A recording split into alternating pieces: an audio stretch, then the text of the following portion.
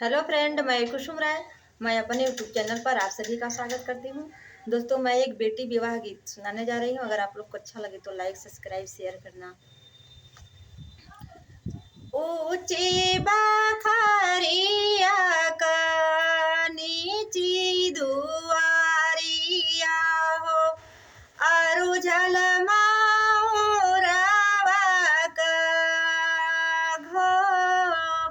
बहरे बाऊ की भीतर धानिया हो, लोकती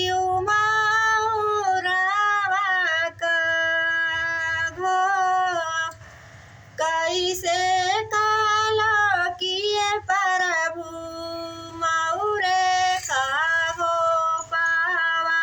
हो, बाबा मणुआ धैले थाड़ इतनी लाजा धुर जावा हो, तुमोरी धानिया हो, बाबा घरवा रहतियो कुंवार होता सबेरे दाना डोलिया फानाइबा हो, देखबा मैला जतो हार ऊंची बखरिया का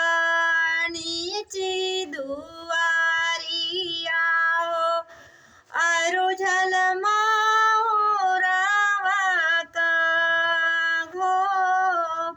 बहरे बाड़ू की भीतर रानिया हो, लोकती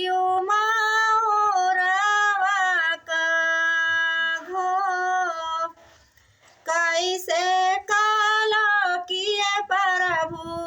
मऊरे का गो पावा हो, चाचा दुआरिया धैले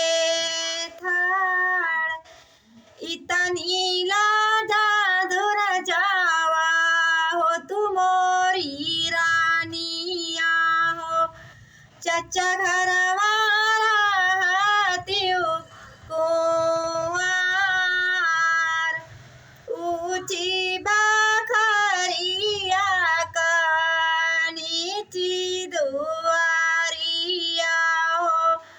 अरु झलमा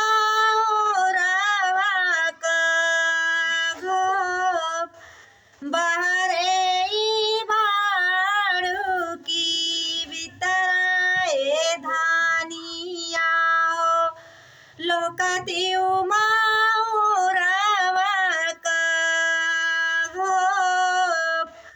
कैसे कालो किए प्रभु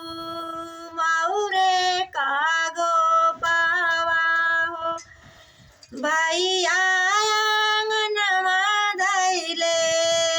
थाड़ इतनी लाजा धुर जाबा हो, तुमोरी धानिया हो, भैया घर